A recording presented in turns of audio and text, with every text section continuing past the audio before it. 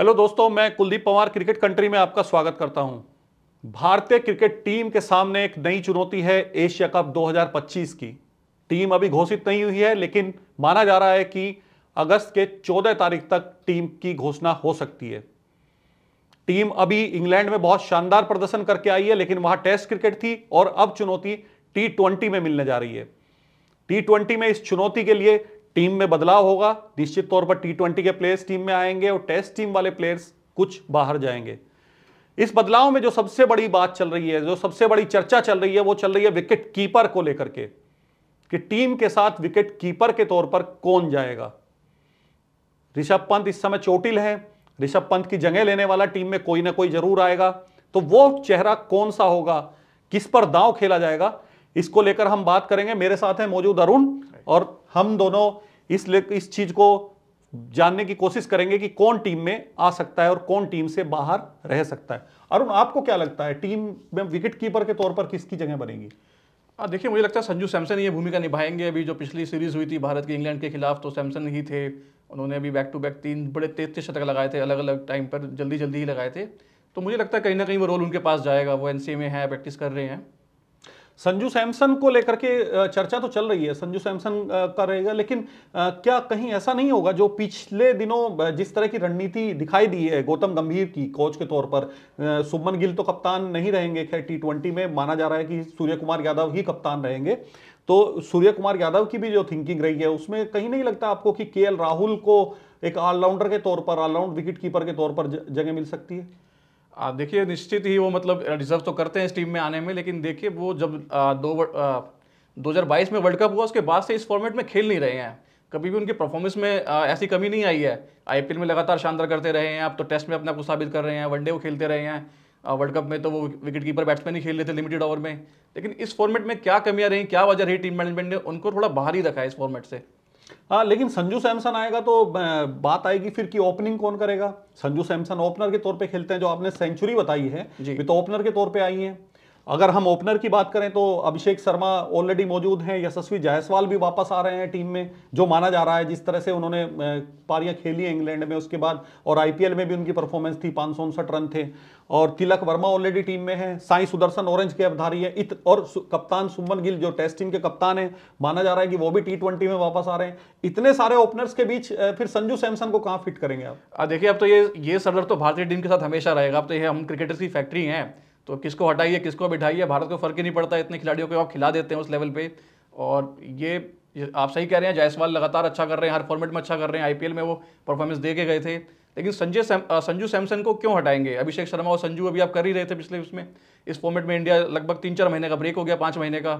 तो अभी मुझे नहीं लगता कि उनको हटाना चाहिए। नहीं, लेकिन संजू सैमसन की परफॉर्मेंस माना कि इंटरनेशनल में बहुत अच्छी रही थी, लेकिन उसके बाद आईपीएल में उनका उतना अच्छा नहीं गया है। आईपीएल में उनके बजाय यशस्वी जायसवाल का अच्छा रहा है। देखिए, आप उनको इस आईपीएल के प्रदर्शन के आधार पर नहीं आंक सकते हैं। आपको याद होगा शुरुआत में वो चोटिल थे, 3-4 मैच वो एज ए सब्स्टिट्यूट खेल रहे थे, उनके हाथ में चोट थी, फिर वो पूरे उनकी उंगली में चोट लग गई, तो आधे टूर्नामेंट से बाहर हो गए थे। उनको कप्तान बदलना पड़ा राजस्थान को, तो इसलिए वो परफॉर्मेंस उनका डामाडोल था।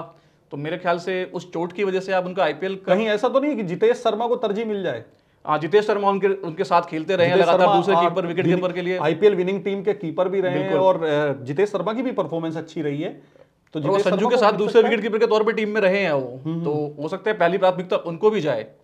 ध्रुव जुरैल का क्या सोचते हैं आप? ध्रुव जुरैल को T20 में मौका मिल सकता है? टेस्ट टीम में तो वो ऋषभ पंत के रिप्लेसमेंट के तौर पर रहे हैं। सर, ऐसे तो हमारे पास 4 विकेट कीपर नाम हो जाएंगे फिर आप, KL राहुल, संजू सैमसन, जितेश शर्मा। यही तो चर्चा है।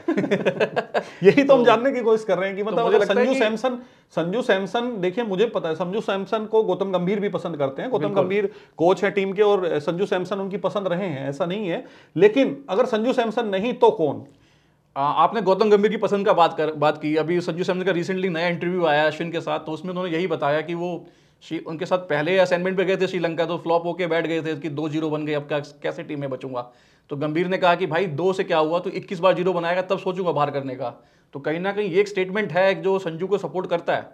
नहीं, निश्चित तौर पे गौतम गंभीर की सपोर्ट तो संजू सैमसन के साथ रही है।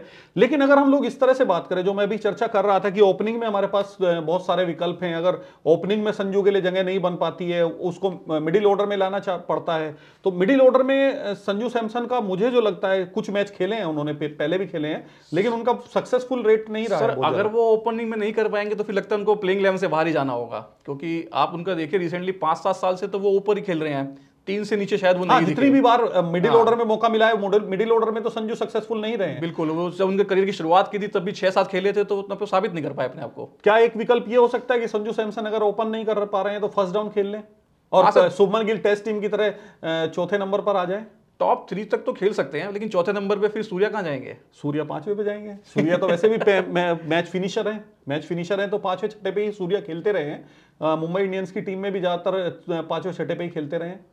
हाँ नहीं, अब तो वो पिछले 2-3 साल से ऊपर ही करा, अब तो खैर सीनियर प्लेयर हो गए हैं, तो सीनियर प्लेयर को आपको ऊपर लेना पड़ता है। और जाहिर बात है कि जब आपके पास में प्लेयर्स चेंज होते रहते हैं तो आप जो लगातार आपके खेल रहे होते हैं तो उनको ऊपर ही लेके आते हैं। तो आईपीएल की तो बात करें तो वो अलग चीज है, लेकिन टीम इंडिया में भी चौथा पांचवा छठा ही दूसरा ओपनर किसे कह रहे हैं? एक तो आप अभिषेक शर्मा को सेट मान रहे हैं। अभिषेक शर्मा को मैं सेट मान रहा हूं। मैं कह रहा हूं कि अगर यशस्वी जायसवाल अंदर आते हैं, यशस्वी जायसवाल T20 के बढ़िया प्लेयर है, बिल्कुल बिल्कुल, अगर वो अंदर आते हैं तो। और अभी हम बात कर रहे हैं हम लोग तिलक वर्मा की भी, जो परफॉर्मेंस बहुत खराब नहीं रही है, हालांकि तिलक वर्मा को ओपनिंग के बजाय फर्स्ट डाउन पर ही ज्यादा मौका मिला है, लेकिन तिलक वर्मा की भी अगर हम लोग परफॉर्मेंस देखें तो उनके भी 4 शतक रहे हैं अभी। पर इसमें एक टेक्निकल मुझे लगता है फायदा हो जाएगा संजू को, कि आपने जो नाम गिना है तीनों लेफ्ट हैंडर हैं, तो कहीं ना कहीं आपको राइटी और लेफ्टी कॉम्बिनेशन तो देखना पड़ेगा। हाँ, ये कॉम्बिनेशन, ये एक पॉइंट है जिस पर संजू सैमसन का पलड़ा बाकी सभी पर भारी पड़ता है। लेकिन अगर हम इस एंगल से बात करें तो साई सुदर्शन भी तो है।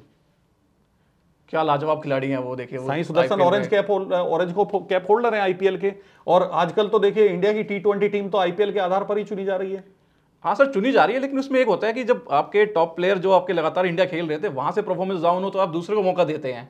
अभी आप लगभग 4-5 महीने से ये फॉर्मेट में खेले नहीं हैं, तो आप अचानक से आईपीएल वालों को क्यों मतलब आप फिक्स करेंगे वहां पे? पहले तो आप और टेस्ट में भी आप सक्सेसफुल नहीं रहे हैं। अब एक ठप्पा लग जाता है कि भैया आप तो अभी असफल होकर आए हैं। तो हो सकता है कि आईपीएल से 2 या 3 प्लेयर को ब्रेक मिले टीम में आने का, लेकिन वो अपने जो टीम का कोर है उससे ज्यादा छेड़छाड़ ना करें। तो मतलब ये आप फाइनली मान के चल रहे हैं कि संजू सैमसन ही फाइनल चॉइस रहेंगे विकेट कीपर के? मुझे ऐसा लगता है कि अभी तक ऐसा उन्होंने कोई गुनाह नहीं किया कि उनको बाहर किया जाए।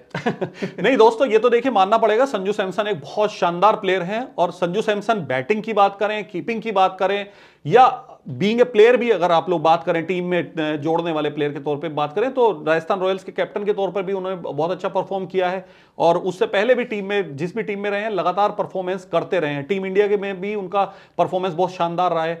तो मैं भी अरुण की बात से सहमत हूं कि फर्स्ट चॉइस तो निश्चित तौर पर संजू सैमसन ही रहेंगे। लेकिन मैं सब इसलिए जोड़ रहा हूं क्योंकि हमारे भारतीय सेलेक्टर जो हैं वो चमत्कार और बहुत सारे अजीबोगरीब फैसले करने के लिए मशहूर रहे हैं। तो एन मौके पर क्या चमत्कार हो जाए, क्या हो सकता है एन जगदीशन ही टीम में फाइनल हो जाए, वापिस आ जाए। तो इसलिए इसके लिए तो इंतजार करना पड़ेगा हम लोगों को टीम के घोषित होने का। लेकिन फिलहाल हम लोग इस राय पर बिल्कुल सहमत हैं कि संजू सैमसन ही टीम में ऋषभ पंत के ना होने की स्थिति में विकेट कीपर के तौर पर फिट बैठ रहे हैं। बिल्कुल। तो इसी के साथ ये वाली चर्चा तो विकेट कीपर वाली यहीं पर खत्म करते हैं। क्रिकेट कंट्री में ऐसी ही खबरों के लिए जुड़े रहिए आप हमारे साथ, और हमारे चैनल को सब्सक्राइब करना मत भूलिएगा। धन्यवाद।